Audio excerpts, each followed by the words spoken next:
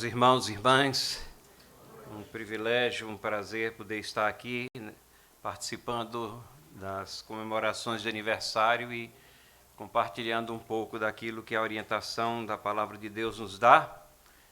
E logo de início eu quero dizer que nessa primeira parte nós temos uma palestra mesmo, não é um sermão, mas mesmo assim quero que abramos as nossas Bíblias aqui em Colossenses capítulo 2 e acompanhem comigo a leitura dos versículos 1 a 10. Porque o que nós vamos falar tem intensa relação com esse trecho da Palavra de Deus e as instruções que o apóstolo Paulo nos dá aqui. Colossenses capítulo 2, versículos 1 até o versículo 10.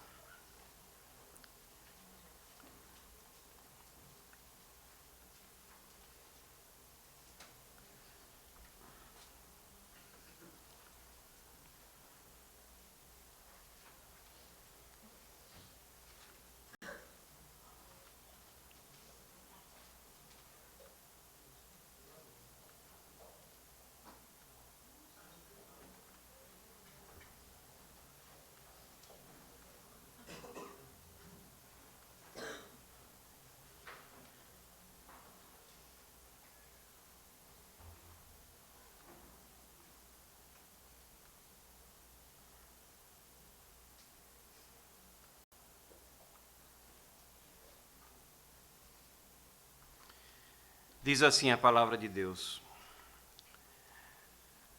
Gostaria, pois, que soubesseis quão grande luta venho mantendo por vós pelos laodicenses e por quantos não me viram face a face, para que seus corações sejam confortados, vinculados juntamente em amor e tenham toda a riqueza da forte convicção do entendimento para compreenderem plenamente o mistério de Deus, Cristo. Paulo aqui está falando dessa intensa luta que ele vem mantendo por aqueles que são os recebedores originais da carta, e fala também aqui dos laodicenses, que não viram face a face, e o propósito dele é que os corações sejam confortados, vinculados em amor, mas para que haja convicção do entendimento, para que haja uma compreensão, ele diz aqui, plenamente do mistério de Deus Cristo. Esse é o grande mistério que ele vem desvelando e revelando nas suas palavras aqui nessa carta e nos seus outros escritos. E ele passa a descrever Cristo aqui, em quem todos os tesouros da sabedoria e do conhecimento estão ocultos. E aí um outro propósito: assim digo, para que ninguém vos engane com raciocínios falazes. Raciocínios falazes são falácias, são proposições que parecem fazer sentido à primeira vista, mas que não têm base lógica, nem, quando nós falamos da palavra de Deus, nem base exegética, nem base doutrinária. Raciocínios falazes. E ele continua dizendo: pois embora ausente quanto ao corpo, contudo em espírito estou convosco, alegrando-me, verificando a vossa boa ordem e a firmeza da vossa fé em Cristo. É interessante que ele fala àqueles que são firmes na fé, àqueles que têm uma boa compreensão do que é a fé em Cristo Jesus, mas mesmo assim ele tem essa preocupação de que haja convicção para que ninguém os engane. E para que eles permaneçam nessa fé, porque no versículo 6 ele diz: ora, como recebeste a Cristo Jesus, o Senhor, assim andai nele radicados, edificados, confirmados na fé, como fostes instruídos, crescendo em ação ou em ações de graças. E ele volta então ao tema de filosofias vãs e ideias que são contraditórias àquilo que a palavra de Deus nos passa. No versículo 8, cuidado que ninguém vos venha enredar com sua filosofia e vãs sutilezas, ou seja, sutilezas vazias, palavras sutis que vão encontrando guarida no coração, na mente das pessoas, e ele especifica de onde procede isso, conforme a tradição dos homens, conforme os rudimentos do mundo, e não segundo a Cristo. Aquelas ideias, aqueles pensamentos que não são firmados em Cristo Jesus, na palavra revelada, mas que procedem do maligno, procede do mundo. Porquanto nele habita corporalmente toda a plenitude da divindade. Ele volta a reafirmar a divindade de Cristo aqui, quem é Cristo, e o desejo no versículo 10, que nós estejamos aperfeiçoados. Ele é a cabeça de todo principado, toda potestade. Com esse pano de fundo, e grato a Deus pela sua revelação, que não nos deixa órfãos aqui nessa terra, nesse mundo que jaz em trevas e no maligno, nós vamos tentar entender um pouco o que é esse tema do marxismo cultural, que foi o tema que me foi solicitado, e um subtítulo aqui, isso será uma nova religião? Tem aspectos religiosos aqui também? Por que é que ideias relacionadas com essa questão aqui do marxismo empolga tantas pessoas e permeia tanto a nossa cultura? Quando a gente fala desse tema, tem duas perguntas aqui que são bem pertinentes.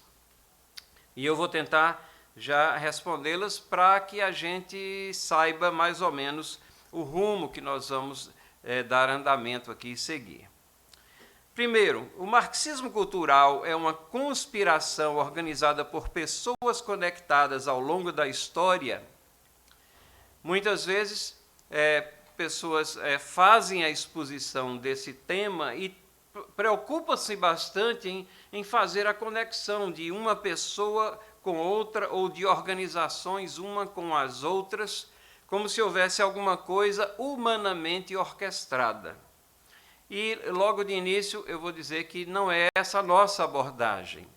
A nossa luta é contra principados e potestades, que existem conexões, elas existem, mas elas são muito mais relacionadas com as conexões pertinentes e peculiares do reino das trevas do que de organizações que estão estruturadas com CNPJ, com pessoa física estabelecida e que estão maquinando situações que podem ser até feitas ilações, mas que não podem e geralmente não são comprovadas quando se procura ligação entre o que uma organização está fazendo e outra, ou uma pessoa aqui e outra lá. Mas no final nós estamos numa batalha espiritual que diz respeito a ideias, a conceitos e que são contraditórios àqueles conceitos e ideias que nós encontramos na palavra de Deus.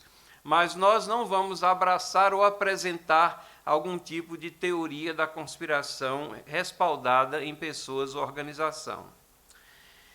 E a segunda pergunta, essa discussão, então, de marxismo cultural tem alguma relevância para a nossa sociedade? Será que isso é uma influência de escala mundial? É um problema que afeta só a nossa sociedade brasileira, ou talvez a sociedade latino-americana? É realidade isso mesmo, ou é ficção? Ou são pessoas que estão sonhando que existe um tipo de cultura que é disseminada e que tem permeado as instituições educacionais de forma muito intensa, mas não somente elas, mas toda a sociedade, a mídia, pensadores e todos aqueles que terminam caindo presa disso que nós iremos ainda definir de uma forma um pouco mais extensa como sendo o marxismo cultural. Mas deixe-me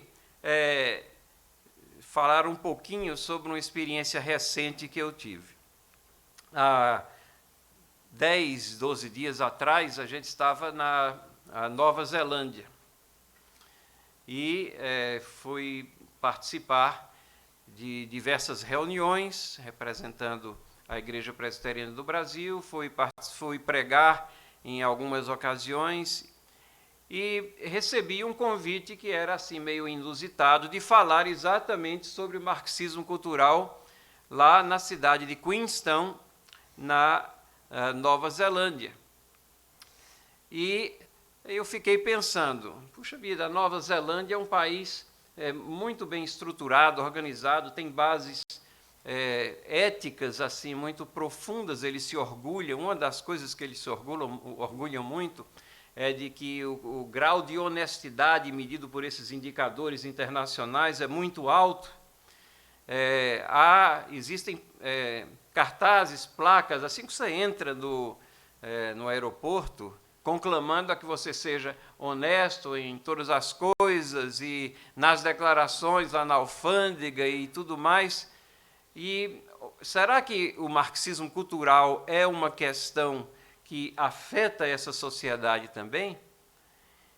E, curiosamente, então, eu comecei a pesquisar um pouco antes de chegar lá e deixar que neozelandeses falassem um pouco sobre isso, pessoas que estariam também pesquisando e falando por isso. E surpreende que o marxismo cultural é uma realidade lá. Esse aí é o título de um artigo que foi escrito por Alan Mendenhall, pró-reitor, diretor executivo do Centro Blackstone para a Lei e Liberdade da Faulkner University Thomas Good Jones School of Law.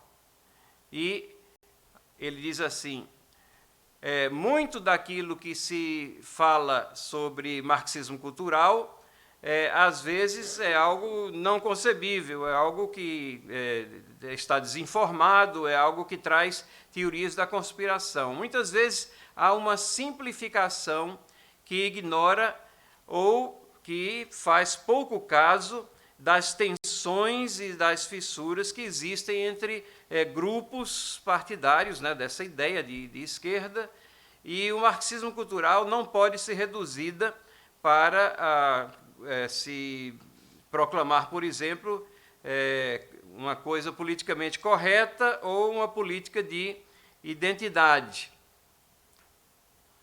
No entanto, o marxismo ele permeia a sociedade, apesar de existir uma competição entre várias das ideias que se escudam ou se escondem debaixo desse rótulo que é bastante abrangente.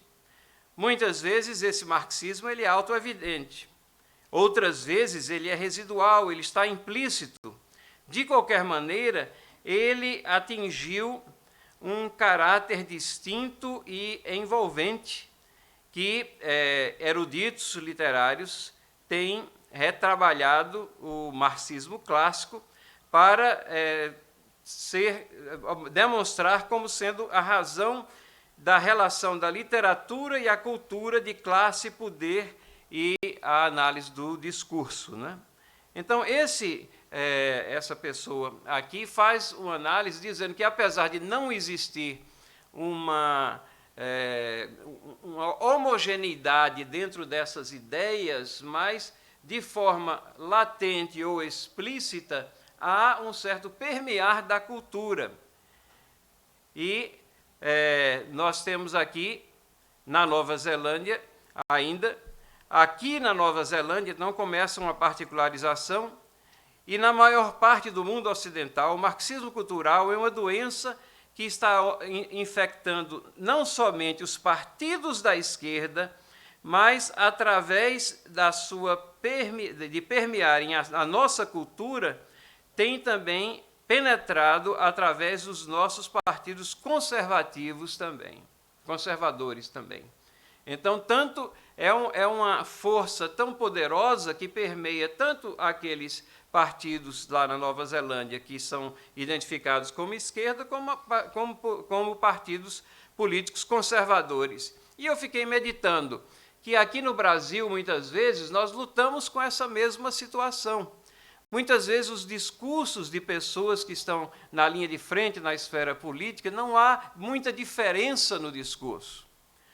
Porque as ideias do marxismo cultural, elas estão entrelaçadas de tal maneira na sociedade que eles sentem uma necessidade de levar à frente essas ideias sob pena de não terem ouvido, não terem respaldo da sociedade. Uma outra fonte também, ainda lá na Nova Zelândia, procurando, diz assim: algumas pessoas chamam de marxismo cultural, outras de neomarxismo. Entretanto, qualquer que seja a maneira de você rotulá-lo, perversamente ele tem triunfado onde as teorias econômicas de Marx foram apropriadamente designadas ao lixo da história. O neomarxismo agora se estende a sua influência muito além das universidades, penetra profundamente no governo, nas escolas, na mídia, nas artes e até nas igrejas. Isso daqui também uma declaração que encontrei de estudiosos lá na Nova Zelândia. Então, veja, um país totalmente estruturado que você pensa que não iria encontrar nenhum traço disso, mas é evidente que aquela cultura está permeada pelo marxismo cultural. Então, com esse pano de fundo, para que nós possamos aquilatar a relevância dessa discussão aqui para nós também, esse é o nosso roteiro aqui nessa nossa palestra. Nós vamos definir rapidamente o que é marxismo cultural, falar um pouquinho da história, definições, características e trazer algum exemplo na área educacional, exemplos de livros didáticos. Nós vamos abordar essa questão se o marxismo é uma religião. Nós vamos também tocar nesse ponto. O marxismo e as premissas do marxismo ou socialismo têm base bíblica, porque existem muitos que se valem da Bíblia para propagar essas ideias. Qual é a visão bíblica que nós temos do que é o governo? Um Estado amplo e abrangente é algo que procede da Bíblia, de um estudo sério da Bíblia. João Calvino tem alguma coisa a dizer sobre essas questões, ele que foi um teólogo de peso, escreveu sobre tantas questões, ele falou alguma coisa que possa ser útil e possa nos orientar sobre essas questões. Podemos comparar, então, as ideias do marxismo cultural com a visão cristã e ver a disparidade, a diferença. E, finalmente, uma parte bem prática, como é que a gente educa, como é que a gente comunica a fé cristã a uma sociedade que vive nesse contexto do marxismo cultural. Então, começando com um pouco de história, tudo começa com o Manifesto Comunista, de Marx, e o trabalho realizado junto com Engels, onde a luta de classes entre proletariado e burguesia é trazida à tona. Isso dá nascimento, então, ao famoso livro Capital. E a utilização bastante intensa do materialismo dialético, a influência de Hegel. Hegel dizia que você vai encontrar a verdade, você tem uma tese e uma antítese, e é na síntese, quando você promove esse confronto entre duas posições opostas, que você vai encontrar a verdade no meio. Eles utilizaram essa construção filosófica de Hegel para trabalhar questões que eram inicialmente eminentemente econômicas, mas para propagar o que eles chamavam da luta de classes, e era essa luta de classes que iria fazer com que emergisse uma regência do proletariado. Em 1914, nós temos a Primeira Guerra Mundial. Em 1917, a Revolução Russa, onde os czares foram depostos. E em 1919, então, nós começamos a observar um fenômeno interessante. Dois personagens na história, o Antônio Gramsci e George Lucas, trabalhando independentemente, mas já persuadidos dessa visão marxista da história, de que ela era liderada basicamente por uma luta de classes e que as questões eram eminentemente econômicas e resolvíveis economicamente, começaram a se perguntar por que é que os proletários do mundo não se uniram. Houve uma revolução na Rússia, supostamente uma revolução do proletariado. Nós sabemos, com a vantagem da história, que na realidade substituiu-se uma oligarquia por outra. Não foi bem uma ditadura do proletariado, não foi bem o povo que assumiu o poder, mas substituiu-se uma classe dominante por outra ali. Mas eles começaram a perguntar por que é que isso não desencadeou uma revolução em cada país? Por que é que não houve uma reação em cadeia disso? Se esse é o caminho, e veja, eles estavam bem próximos ali da Revolução Russa e achavam que aquele era o caminho, se esse é o caminho, por que é que não houve uma revolução em todas as partes do mundo? E aí chegaram a essa conclusão, e o interessante é que eles chegam quase que independentemente, a conjunção das ideias dos dois veio posteriormente, mas disseram: o problema na luta de classes não é econômico, mas cultural. E a ideia deles, ou as proposições, é que as pessoas que eram economicamente sacrificadas numa estrutura social, elas carregavam consigo uma cultura que faria com que elas continuassem a manter o status anterior. Elas não conseguiam vencer as barreiras culturais que haviam sido firmadas. E então a conclusão é que era necessário lutar contra a cultura da classe dominante. A gente vê aqui aparecer pela primeira vez a questão da cultura ligado aqui às ideias marxistas.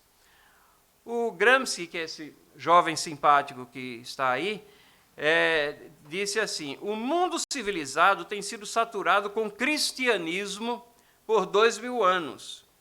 E um regime fundado em crenças e valores judaico-cristãos não pode ser derrubado até que as raízes sejam cortadas. Percebem que lá no fundo é uma batalha espiritual. Lá no fundo é uma rebelião contra princípios e valores eternos que emanam da palavra de Deus, contra posturas éticas, normativas que nós temos nas Escrituras e que fazem a base dessa civilização que vem sendo propagada durante séculos por cristãos, pelo cristianismo. E essa cultura, na visão deles, era prejudicial ao progresso da humanidade e, portanto, isso tinha que ser derrubado. Tinha que ter uma luta contra essa cultura. E tinha que ser uma luta intensa para que fossem arrancadas as raízes. Sempre me impressiona também como as coisas que funcionam na sociedade não se dá crédito a que a razão do funcionamento é porque estão firmados nesses princípios e valores eternos que emanam do Deus Criador, quer explicitamente colocados nas Escrituras, quer fruto da graça comum de Deus que possibilita certas civilizações, certos povos de terem esses princípios para que a sociedade continue, as coisas não sejam destruídas imediatamente e Deus cumpra os seus propósitos como soberano que é na história da humanidade. Há 1 ano e meio atrás, nós fomos na Finlândia estudar o sistema educacional lá, minha esposa me acompanhou, e várias coisas funcionam muito bem na Finlândia também. E nós sabemos as raízes protestantes da sociedade finlandesa. E a grande influência lá foi o luteranismo que se propagou, e nós sabemos também a secularização que aquele país atravessa nesses anos, nessas décadas recentes. A rejeição à religião institucionalizada, as igrejas luteranas, igrejas vazias e tudo mais.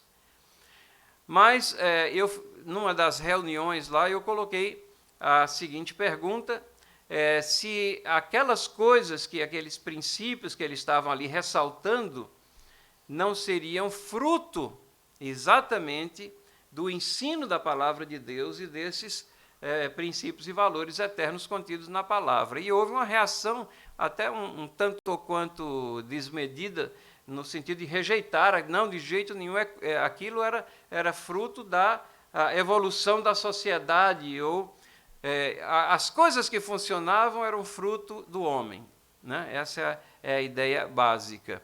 E, na realidade, apesar de prezarem todas essas coisas que funcionam, mas há uma luta para que aquelas raízes que fazem a sustentação das coisas que funcionam, para que elas sejam arrancadas, cortadas e subvertidas.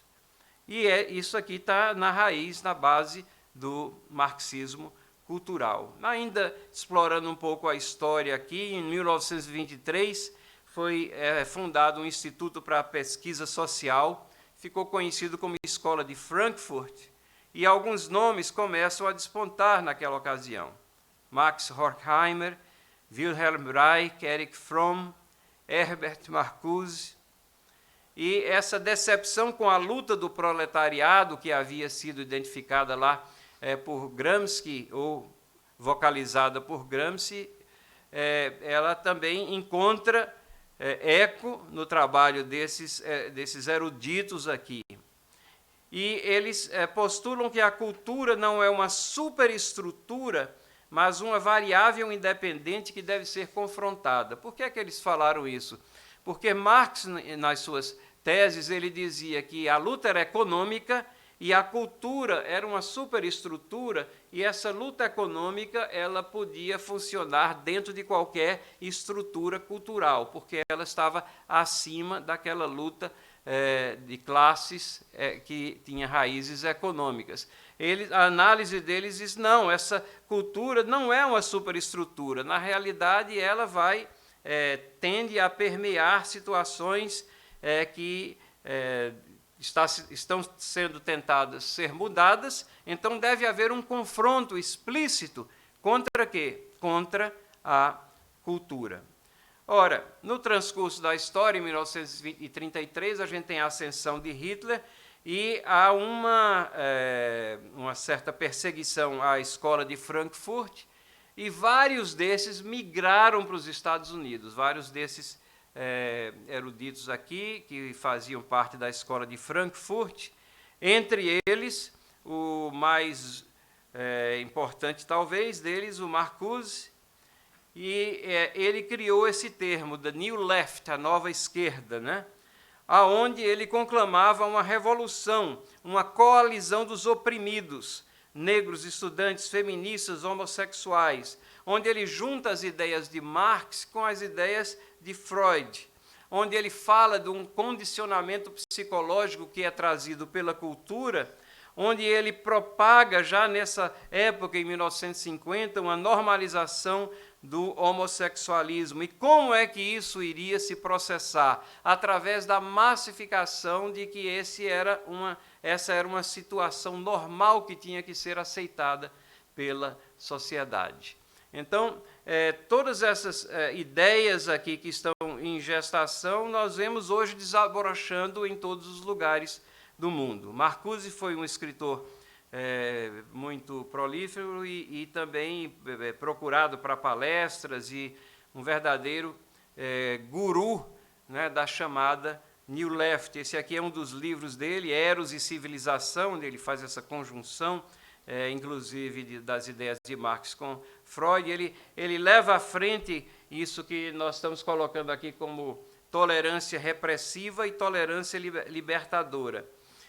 Na visão dele, deveria haver uma tolerância repressiva para com as ideias que fossem contrárias ao marxismo cultural. Deveria haver repressão e uma tolerância para com aqueles que, mesmo não tendo argumentos ou histórico para demonstrar as suas teses ou o que fosse, eles deviam ser tolerados, enquanto deveria haver uma repressão. E essa tolerância era dada a eles porque era uma tolerância libertadora da cultura que os aprisionava dentro desses princípios e valores que deveriam ser combatidos. Bom, de 1960 a 1980 aqui, abrangendo 2 décadas, nós temos então o crescimento e disseminação do marxismo cultural na cultura ocidental.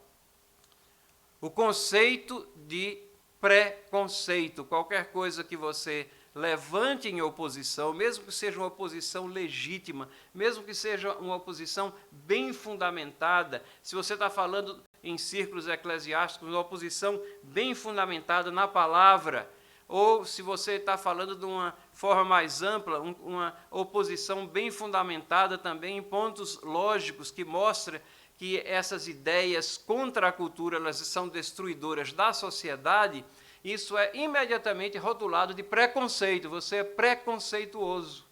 Então você tem que abandonar a sua cultura para não ser preconceituoso. Começa a surgir essa visão de preconceito. Massificação da nova cultura em vez de argumentação filosófica. Os proponentes diziam, escreveram isso, que não se preocupassem em argumentar filosoficamente as suas ideias, mas só massificassem. E através do uso massivo da mídia também. Nascimento, conformação, apresentação inquestionada do politicamente correto. Então, coisas que você contradizia, não era politicamente correto fazer isso, e então você é levado a se amoldar a uma visão de mundo que é contrária àquela visão de mundo que o cristão deve ter. Multiculturalismo, onde são ressaltados a negação dos absolutos, a maleabilidade da cultura e a questão do desconstrucionismo, toda uma corrente filosófica de análise de discurso, de tudo mais, que se preocupa em desconstruir questões que vêm sendo aceitas e que vêm sendo praticadas na sociedade. Tudo é questionável, não existem mais padrões, não existem mais absolutos. Abre-se a porta aqui, então, para essa questão do pós-modernismo, onde verdades contraditórias, elas podem e devem coexistir entre si, mesmo que elas se contradigam, e você não pode mais levar à frente alguma coisa como sendo verdade verdadeira. Isso é mortal para o cristianismo. Isso é terrivelmente contrário à fé cristã. A fé cristã ela é exclusivista por natureza. Jesus Cristo disse, eu sou o caminho, a verdade, a vida, ninguém vem ao Pai senão por mim. Não há lugar no pós-modernismo ou no pluralismo para esse tipo de afirmação. Mas a evangelização ela pressupõe que você leva à frente verdades que são inquestionáveis. Jesus Cristo falando sobre verdades, só no Evangelho de João há o registro mais de 25 vezes onde ele usa a expressão em verdade vos digo, ou poderia ser traduzido verdade verdadeira, ou seja, sólida, firmada em cima daquilo que realmente é, e é assim que a sua mensagem foi entregue a nós e é assim que nós temos que levá-la ao mundo. Então, essa questão de abandonar que existem princípios e valores eternos, ela é mortal ao cristianismo.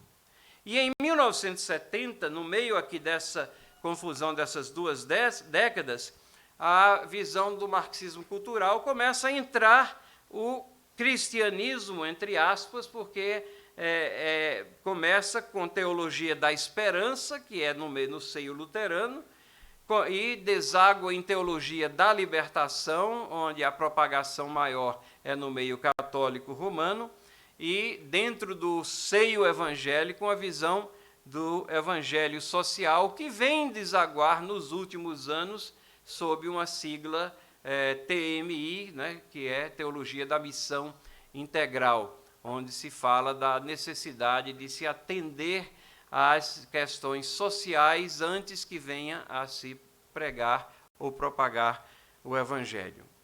O verdadeiro Evangelho sempre se preocupou com o homem na sua integralidade. O verdadeiro Evangelho sempre foi pródigo em assistência, em obras sociais, mas nunca subverteu ou inverteu as prioridades. Mas há essa visão de que nós temos que modificar o nosso discurso, modificar a nossa prática, tornar todas as coisas mais amigáveis e também todas as coisas mais aceitáveis, sociológica e economicamente falando. No ano de 2000, nós temos, então, a partir daí, uma absorção à crítica por cristãos. Nós vivemos uma era, eu já estava falando aqui da missão integral, mas nós temos também um ramo chamado de teologia pública. Né? Isso criou-se nas escolas superiores de teologia, as diversas que existem no país, onde as ideias do marxismo cultural são apresentadas. Essa teologia pública, ela nada mais é do que uma versão, vamos dizer, dentro do evangelicalismo, da teologia da libertação que assolou a Igreja Católica na década de 70. Bom, nós estamos já maduros e preparados aqui para a gente chegar à definição. Nós estamos falando de marxismo cultural, mas vamos cristalizar um pouquinho a definição dentro do nosso roteiro. A escritora Norma Braga Venâncio, ela descreve da seguinte maneira: é a filosofia que preserva os objetivos essenciais do marxismo clássico, mas propõe que a luta de classes seja travada com armas simbólicas na cultura, transformando o senso comum aos poucos, através da presença de ideias e agentes revolucionários na mídia, na educação, nas leis, etc., para a destruição dos valores tradicionais oriundos da tradição ocidental judaico-cristã. Um outro estudioso da questão, James Jagger, ele descreve assim: a metodologia derivada do marxismo, que indica que o problema na luta de classes não é econômico, mas cultural. É necessário, portanto, lutar contra a cultura da classe dominante. E eu apresento aqui uma definição própria: a absorção, a crítica desapercebida ou não, ou seja, é aquela conjunto de ideologias que nós absorvemos, que as pessoas absorvem, às vezes desapercebidamente, porque estão num meio tão impregnado que terminam absorvendo, ou não, às vezes conscientemente, de premissas originadas no marxismo e a promoção dessas ideias que têm se entrelaçado à cosmovisão de nossa sociedade contemporânea, subvertendo princípios e valores da cultura judaico-cristã. As características, então, os pontos de batalha, né, desse marxismo cultural são divisão da sociedade entre opressores, brancos, ricos, homens heterossexuais, e oprimidos, negros, pobres, mulheres, homossexuais. Intervenção, financiamento, favorecimento governamental aos oprimidos. Então, alarga-se os tentáculos do governo para que favoreçam os oprimidos. Bolsas de estudo, bolsas famílias, cotas raciais, marchas, movimentos suportados por dinheiro público.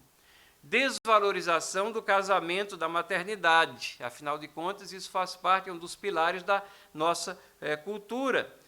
Então, a promoção do aborto, sexo livre entre menores, máquinas de preservativos nas escolas, ideologia de gênero nas políticas e nas escolas, casamento gay e por aí vai. O Estado com poder determinante máximo, inclusive sobre as expressões religiosas do povo. O Estado passa a ser um gestor até das expressões religiosas e dizer o que pode e o que não pode. Essa ideia, então, de que o Estado é que vai resolver todos os problemas, aquilo que um estudioso reformado, o John Rushdoony, ele chama do Estado messiânico. Os meios de produção nas mãos do Estado, planejamento central da sociedade, educação controlada pelo Estado, eliminação forçada das desigualdades e a subversão desses valores tradicionais do que eles chamam de cultura dominante, implantando uma cultura da discórdia, supressão do indivíduo em sua singularidade, magnificação da sociedade em sua uniformidade, incentivo ao embate cultural dos oprimidos e a chamada consciência política da população. São todos chavões que são utilizados dentro dessa visão do marxismo cultural. Mulher contra homem, feminismo, negros contra brancos, racismo invertido, gays contra heterossexuais, promoção, na realidade, de amoralidade, índio contra colonizadores, um anacronismo irreal, quando muitos procuram uma integração, mas força-se uma situação sociológica que é anacrônica, pobres contra ricos, a fomentação da guerra de classes.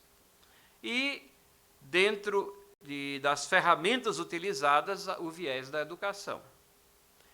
E esse viés é utilizado para fazer um revisionismo histórico. Isso é algo que vem desde a época de Marx, onde a história era reescrita, porque dizia que não, ela precisa ser reescrita para retratar uma realidade de acordo com a visão contemporânea que nós temos. E nós temos, então, vários livros didáticos que trazem essa questão aqui. Eu trago um exemplo apenas, um artigo do Ali Kamel, isso já de 2007, ou seja, vários anos atrás, 12 anos atrás, onde ele faz uma análise dessa coleção Nova História Crítica. É uma coleção de livros de história que eram adquiridos pelo MEC e distribuídos à rede pública em escala assim assustadora. Eram milhões de exemplares, e então a gente pode ver como isso vai permeando a vida das crianças e adolescentes. E ele diz assim, a descrição de um país marxista, de acordo com o livro didático. Terras, minas e empresas pertencem à coletividade. As decisões econômicas são tomadas democraticamente pelo povo trabalhador visando o bem-estar social. Os produtores são os próprios consumidores. Tudo isso é feito com honestidade, para agradar a toda a população. Não há mais ricos e as diferenças sociais são pequenas, amplas liberdades democráticas para os trabalhadores. Aí você lê isso daí, a criança lê isso daí, o adolescente lê e fica sonhando com esse paraíso, né, desse país marxista onde impera a honestidade. Isso é uma descaracterização do homem pecador, da natureza pecaminosa que a Bíblia nos apresenta. Essa visão utópica aqui que não tem respaldo da história. Na realidade, o que nós temos é uma expoliação do povo pela classe dominante, mas essa visão aqui é que é introjetada na mente das crianças e adolescentes. E continua aqui, por exemplo, descrevendo o que foi a Revolução Cultural na China. A Revolução Cultural na China, isso foi na década de 1970, foi uma experiência socialista muito original, diz o livro. Velhos administradores foram substituídos por rapazes cheios de ideias novas. Em todos os cantos se falava da luta contra os 4 velhos. Velhos hábitos, velhas culturas, velhas ideias e velhos costumes. O velho aqui estava acabado aí no meio dessa luta contra os velhos aí. Milhões de jovens formavam a Guarda Vermelha, militantes totalmente dedicados à luta pelas mudanças. Ora, eu vivenciei isso daí na minha época de universitário. Eu não estava na China, mas eu acompanhava o que estava acontecendo na China. E eram situações cruéis. Aqueles que ainda eram pilares de conhecimento, tudo nas universidades, que tinham um pouco mais de idade, que tinham vivido sob outros regimes, foram arrancados, extirpados de suas posições, e os jovens faziam aquelas carreatas com eles, aquela parada com eles, com cartazes insultando a posição deles, pendurado no pescoço e às vezes espancando eles. Era uma situação horrorosa, mas a descrição que se encontra aqui no livro sobre a Revolução Cultural da China é como se fossem jovens idealistas agora que traziam uma visão nova, um frescor naquela cultura decrépita que deveria ser obliterada. Veja como é que o livro descreve Mao Tse-tung. Foi um grande estadista, comandante militar, escreveu sobre livros, política, filosofia, economia, praticou esportes até a velhice, amou inúmeras mulheres, e por elas foi correspondido. Para muitos chineses, Mao ainda é um grande herói. E quem se preocupou em aprofundar a análise de Mao Tse-tung sabe que ele foi um velho promíscuo, na realidade, extremamente promíscuo na sua vida, como tem sido muitos desses líderes, né? E é uma descrição simplesmente real. Mas o grito do Ali Kamel é o seguinte: de que forma nossas crianças poderão saber que Mao foi um assassino frio de multidões? Que a Revolução Cultural foi uma das maiores insanidades que o mundo presenciou, levando à morte de milhões, e que a União Russa Socialista Soviética não desabou por sentimentos de inveja, mas porque o socialismo real, uma ditadura que esmaga o indivíduo, provou-se não um sonho, mas apenas um pesadelo. Essa é a pergunta que ele faz, né? Como é que essas mentes vão realmente aferir a realidade quando essa visão ilusória da vida e contraditória à chamada cultura dominante é aquilo que está sendo apresentado. Então, nós vemos como o viés da educação, permeado como está, produz livros didáticos que vão perpetuando essa luta contra a cultura dominante. Mas, dentro do nosso roteiro, o marxismo é uma religião? É uma das perguntas que a gente colocou.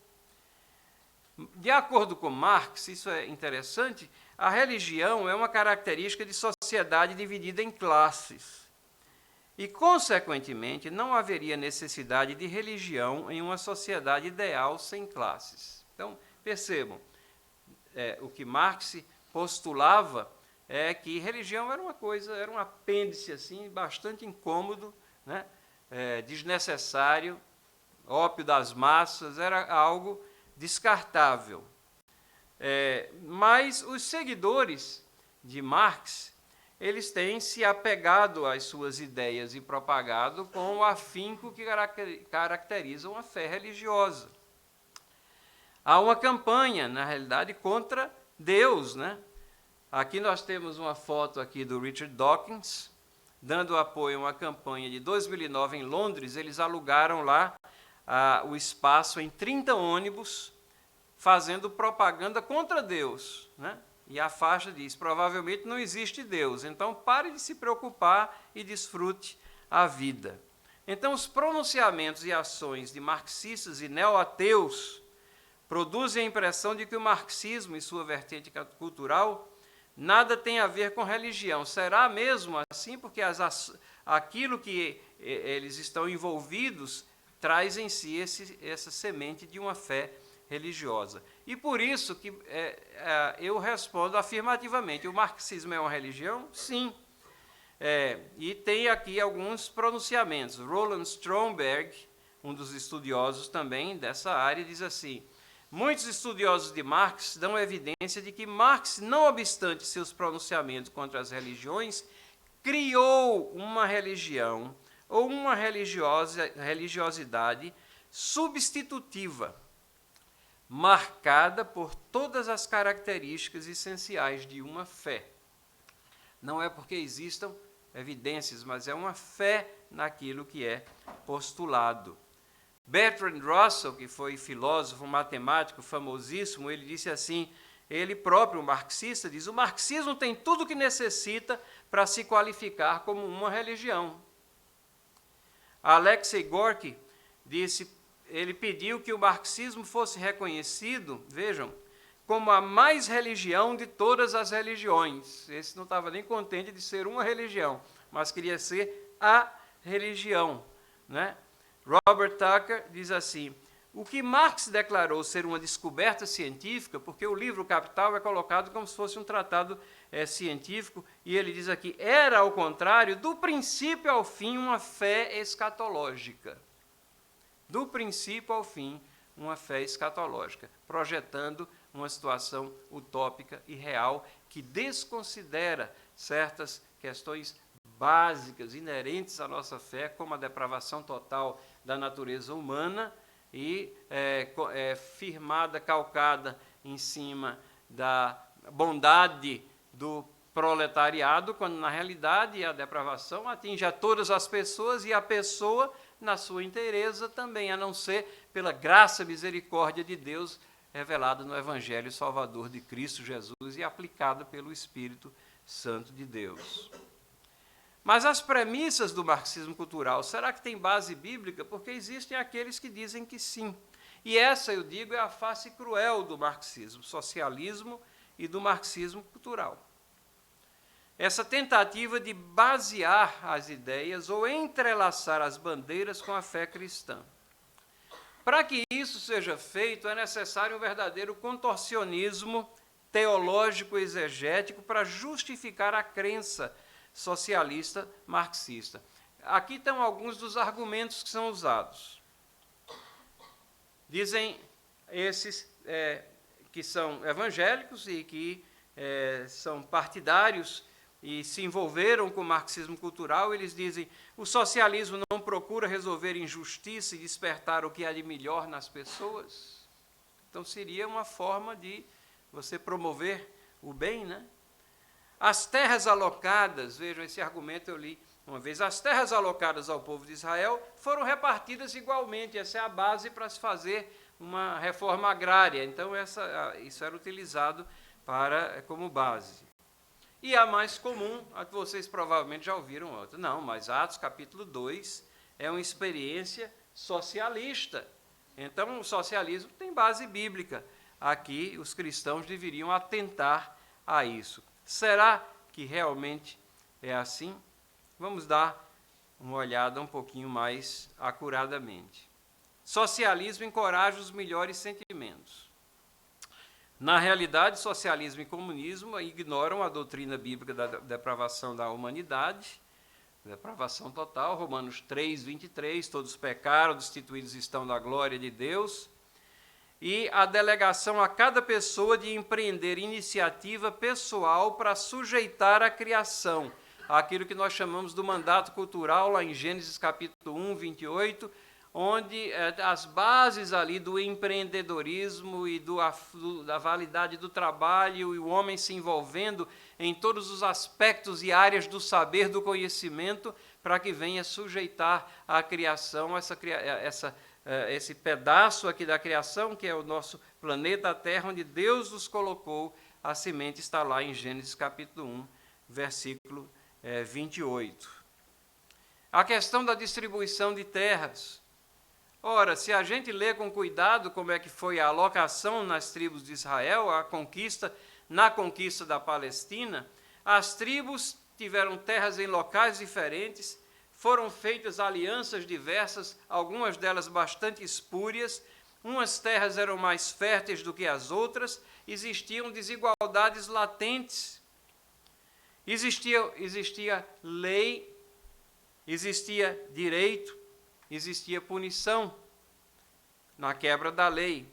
Ou seja, ali Deus está revelando que há uma necessidade de controles, porque o homem é pecador e tinha que ter um sistema de leis para regular aquela sociedade veto-testamentária que deveria ser estruturada de acordo com a legislação civil e judicial, para que eles fossem apropriadamente os guardiões dos oráculos de Deus e a revelação fosse carreada por aquela sociedade, estruturada daquela maneira, até a época da internacionalização da igreja que nós temos no Novo Testamento. A igreja não começa no Novo Testamento, a igreja é o povo de Deus no Antigo e do Novo Testamento, mas são duas fases distintas, uma com uma identificação nacional, onde a sociedade tinha que ser preservada por aquele corpo de legislação, e no Novo Testamento, onde ela adentra povos de todas as raças, tribos e nações, e agora permeia diferentes sociedades e diferentes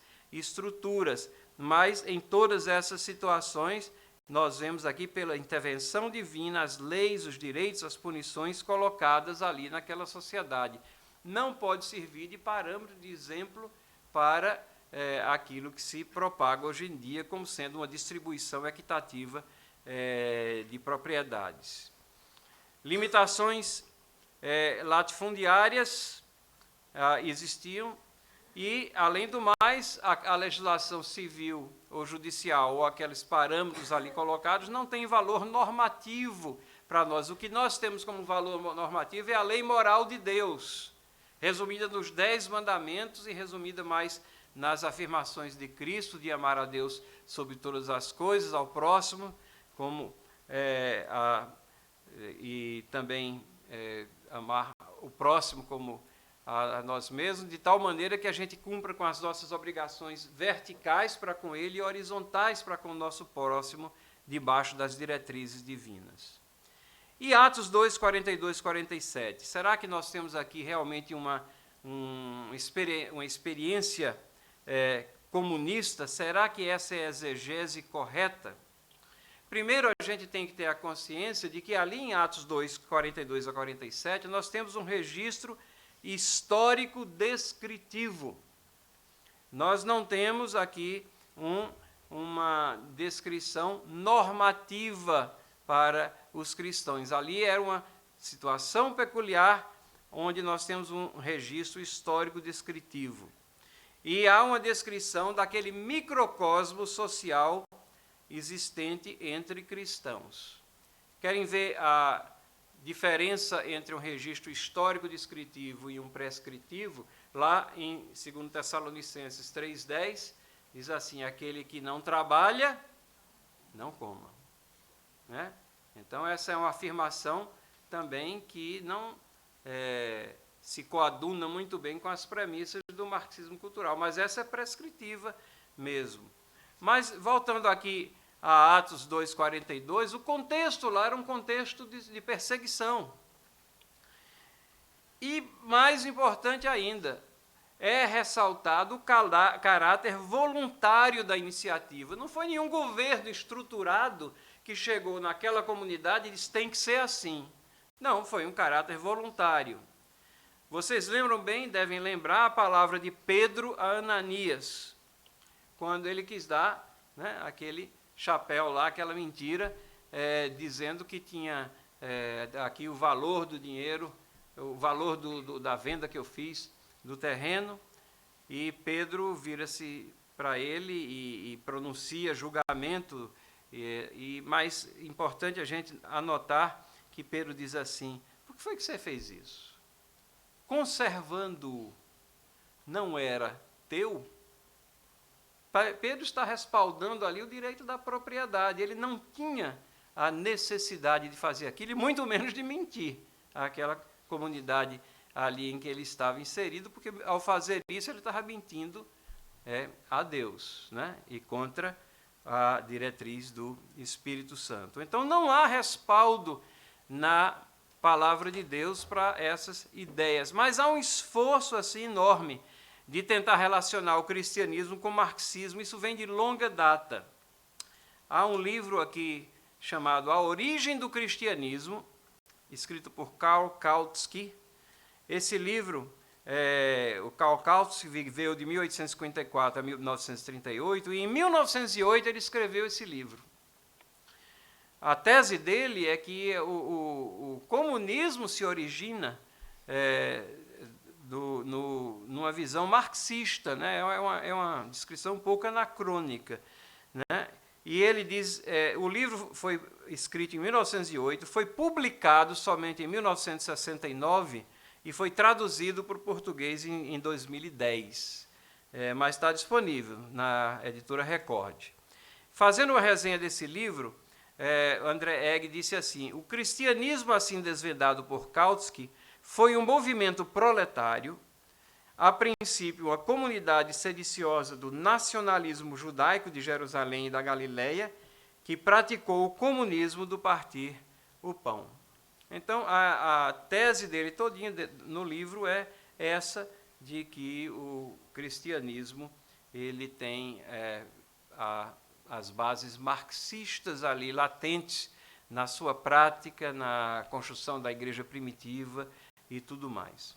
Contrapondo-se a isso, o teólogo J. Gresham Machen, que escreveu um importantíssimo livro chamado Cristianismo e Liberalismo, publicado 2 vezes, uma vez pela editora Os Puritanos, outra vez pela Shed, né? E esse Machen diz o seguinte: o cristianismo não é coletivista. O cristianismo histórico é conflitante em muitos pontos com o coletivismo. Ele realmente enfatiza o valor da alma individual, provê ao indivíduo um refúgio contra a variável corrente da opinião humana. Um lugar secreto de meditação, onde a pessoa pode vir sozinha à presença de Deus. O cristianismo dá ao homem a coragem de ir contra o mundo inteiro, se for preciso. Recusa-se resolutamente a fazer do indivíduo um meio para alcançar um fim, um mero elemento de composição da sociedade. Rejeita qualquer meio de salvação que lida com o homem como em uma massa. Leva o indivíduo face a face com Deus. Nesse sentido, é verdade que o cristianismo é individualista e não socialista. Jovens que estão na universidade, que estão sob as pressões aí de uma cultura impregnada pelo marxismo cultural, pensem nisso daí, na sabedoria dessas palavras. É exatamente a fé cristã que nos dá esse refúgio, onde nós podemos ir e nos alicerçar em valores e princípios eternos, pilares que foram firmados e formados pelo Criador na estrutura da sociedade humana para cumprir os seus propósitos, mesmo que todos na classe estejam contra a gente, mesmo que o professor esteja vociferando ideias que são contrárias à palavra de Deus, mas é na fé cristã que nós vamos nos abrigar, nos escudar e resistir exatamente às investidas do maligno presente nessas ideias. A visão bíblica do governo não é de um Estado amplo e abrangente. Romanos 13, 1-7 é o texto magno que diz o que deve ser o governo. O governo eficaz respeita a propriedade, controla e pune malfeitores. Não controla e não vai punir o empreendedor ou o cidadão comum. São ações e objetivos bem restritos, mas essenciais. Por isso que Deus instituiu o governo. O governo não surgiu fruto da engenhosidade humana ao longo da história, não. Foi Deus que instituiu dele lá no pacto com Noé, em Gênesis capítulo 9, nós temos a instituição do governo. Ele recompensa, galardoa os cidadãos de bem, não procurando que todos sejam iguais, ou empenhando-se na promoção dessa igualdade, que é uma suposta igualdade, respeitando a singularidade, certificando-se de que todos possuem iguais oportunidades. Vejam a diferença, não é promovendo igualdade, mas certificando que todos possuem iguais oportunidades de desenvolverem as suas individualidades e talentos específicos, ou nós poderíamos dizer as suas desigualdades. Ninguém é igual um ao outro. Então, o que nós precisamos é que haja alguém e uma estrutura que controla, puna os malfeitores, aqueles que impedem que nós tenhamos oportunidade de desenvolver as nossas individualidades. É um Estado limitado dentro de uma esfera específica. E Calvino tem muito a dizer sobre isso. Sobre o propósito do governo, ele diz assim, que o governo existe para que a paz pública não seja perturbada, que as propriedades de cada pessoa sejam preservadas em segurança, que os homens possam tranquilamente exercitar o comércio uns com os outros, que seja incentivada a honestidade e a modéstia. Isso está lá no livro 4º, capítulo 20, seções 2 e 3. Na realidade, toda essa seção 20 aqui do livro 4º de Calvino, ele fala sobre o magistrado civil, que é a terminologia que ele usa para descrever o governo e governantes. Sobre liberdade, ele diz assim, os governantes, que ele chama de magistrados, devem fazer o máximo para impedir que a liberdade a qual foram indicados como guardiões seja suprimida ou violada. Se eles desempenham essa tarefa de forma relaxada ou descuidada, não passam de pérfidos traidores ao ofício que ocupam e ao seu país. Dá para pensar bastante nisso, né? Sobre direito de propriedade, quando alguém vê que sua propriedade imprescindível está sendo defraudada, ele pode, sem nenhuma carência de amor, defendê-la. Se ele assim o fizer, não estará ofendendo de nenhuma maneira essa passagem de Paulo, 1 Coríntios 6,6, que fala de ir a juízo. Bom, a nossa hora está extremamente avançada aqui. Eu tenho uma tabela, eu não vou ler, mas essas transparências vão ficar aqui na igreja e podem colocar no site ou o que for e dar sobre o que é o marxismo cultural, a visão cristã do Estado. Eu vou partir já para a parte prática aqui, final. Como é que a gente, então, educa ou transmite a fé cristã numa sociedade que vive no contexto do marxismo cultural? Porque mesmo cristãos têm sofrido lavagem cerebral ao longo de décadas. O que é que a gente tem que fazer? Na prática, ressalte a necessidade de firmar nossas convicções éticas nos valores absolutos da palavra de Deus. O que eu estou dizendo é o seguinte: se você está falando com um cristão e ele está impregnado com essas ideias, nunca viu nada diferente, atravessou bancos e classes de universidade, ou até, às vezes, de escola, desde a pré-escola até o ensino médio, e depois teve sequência na universidade, e tudo que ele lê nos jornais, o que for, ele está impregnado com isso. Se ele é cristão verdadeiramente, traga para aquele padrão comum que ele diz ter com você, que é a palavra de Deus. E que nós temos necessidade de firmar as nossas convicções éticas na palavra, não naquilo que a gente acha, naquilo que estão dizendo. Não em raciocínios meramente sociológicos. Eles são falhos, eles têm falhas. A palavra de Deus não permanece para sempre. As argumentações não podem ser sociológicas, mas exegéticas. Se a sociologia definir a nossa linha de pensar, abre-se a porta para qualquer comportamento pecaminoso ou estrutura contrária à Bíblia, desde que seja politicamente correta. Abra a porta e vai entrar tudo. Lembrar que nem tudo que é rotulado de preconceito é injustiça real. Pode ser simplesmente uma pressuposição correta, firmada na palavra de Deus. Como é que a gente comunica a fé cristã numa sociedade que vive num contexto de marxismo cultural aos descrentes? Eu falei dos crentes e aos descrentes, que só conhecem esse modo de pensar. Mostre que transformação da alma se dá pelo único nome no qual há salvação, Jesus. Não vá perder o foco com discussões lógicas. Lembre-se que a argumentação não vai ser racional, mas é emotiva. As premissas são diferentes. As nossas, se firmadas na Bíblia, são loucura para eles.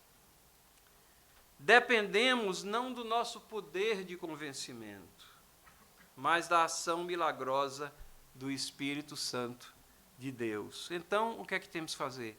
Pregue, pregue, pregue. Mesmo que você ache que suas palavras estão caindo em ouvidos moucos. Declare. Lembre-se que Deus nos chamou não para sermos pesquisadores de predestinados, mas declaradores de suas verdades. E como é que a gente comunica? Tem uma terceira categoria. Como é que a gente comunica a fé cristã a uma sociedade que vive num contexto de marxismo cultural? Àqueles descrentes que já abandonaram o marxismo cultural. Por que é que eles abandonaram? Às vezes porque se convenceram pelo peso da história que não vale a pena defender uma ideia perdida. Ou pela visualização do poder destrutivo para a sociedade. Ficam vendo que militar contra a vida, contra o casamento, contra certos pilares, vai resultar na destruição da sociedade.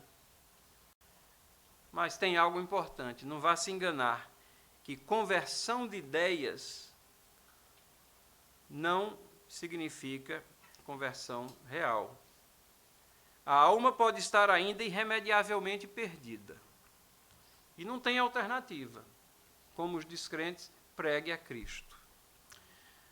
A gente pode até achar que está meio caminho andado, porque estamos falando com alguém até que tem harmonia, sinergia com aquilo que a gente pensa, Mas conservadores, pensem nisso, conservadores sem conversão podem ser cruéis em seus caminhos, irreverentes em suas palavras, né? Há exemplos dentro do nosso meio, da nossa sociedade, aqueles que um palavrão atrás do outro para defender suas ideias conservadoras, insensíveis aos problemas reais da vida e desrespeitosos ao Deus soberano, porque muitas vezes a lealdade dele está no ramo espúrio da igreja ou em alguma coisa nesse sentido.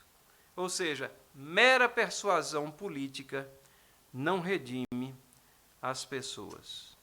Que Deus possa nos abençoar, nos iluminar o entendimento, que nós possamos, então, olhar sempre para a palavra de Deus, para que possamos firmar nossas convicções éticas e o entendimento da sociedade em que nós vivemos através das premissas que são ali colocadas.